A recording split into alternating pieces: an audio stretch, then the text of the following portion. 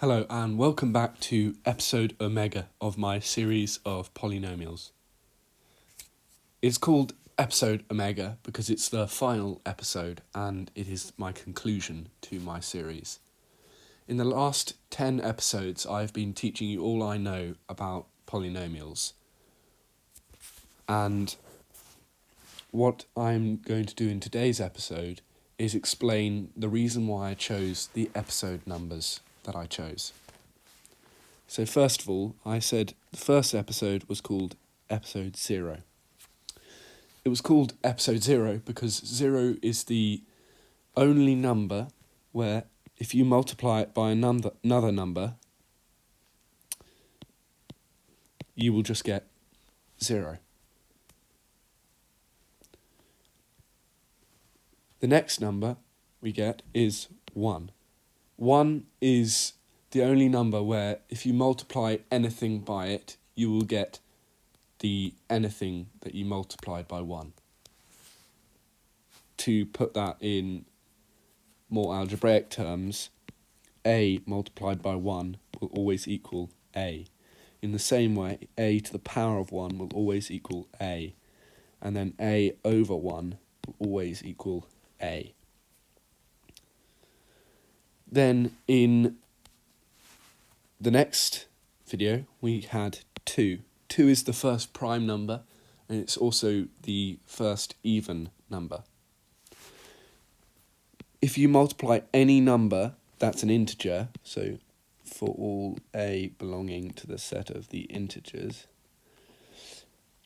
if you multiply any number by 2 that's an integer, you will always get an even number.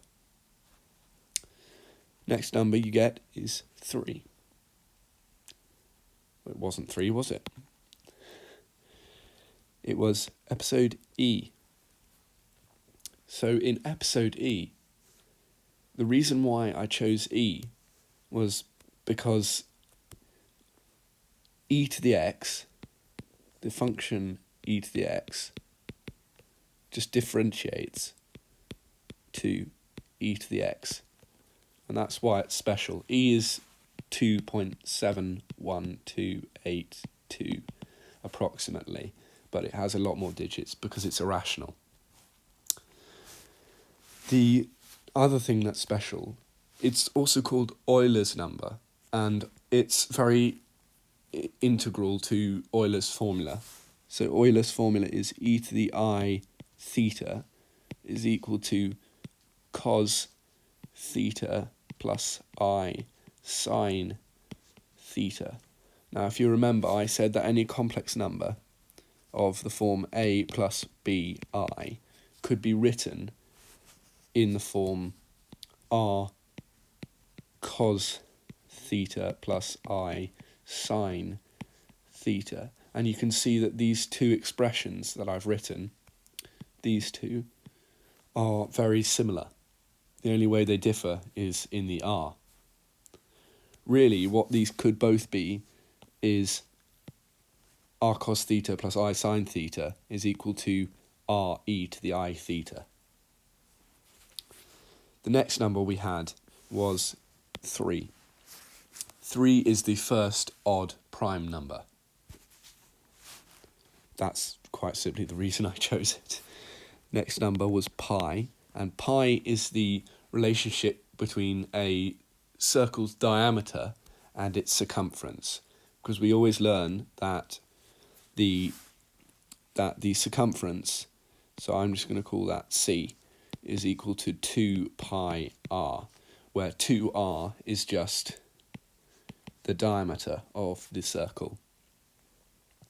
Pi is also 3.14159265535 with a whole lot more digits, but there are just a few.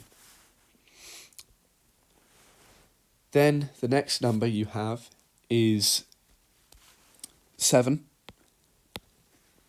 And the reason I chose this is it's quite a biblically significant number, because obviously you have 7 days in a week. On the 7th day God rested, and then next you have 8 and 9 I'm saying these two together because 8 and 9 consecutively are called Catalan's conjecture. Because 8 is 2 cubed, and then you have 3 squared straight after it. And this is one of the only times when you have a to the b, then b to the a consecutively. This is one of the only times that happens, and that's why it's called Catalan's conjecture.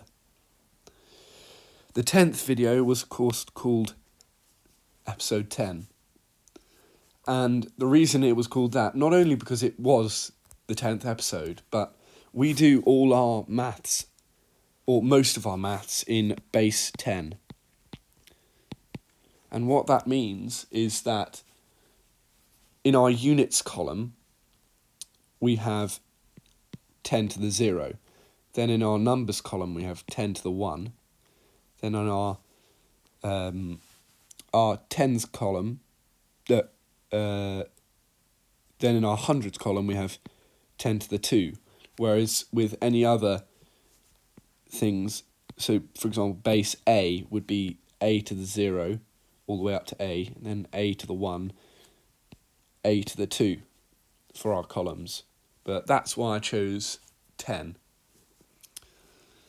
Then finally, this episode is episode omega, because omega is the end of the Greek alphabet. And this is to symbol that this is the final video of this series. So thank you very, very much for attending all the videos and watching them. I've really appreciated the uptake that you've had with them, and I will see you all at some point in the future.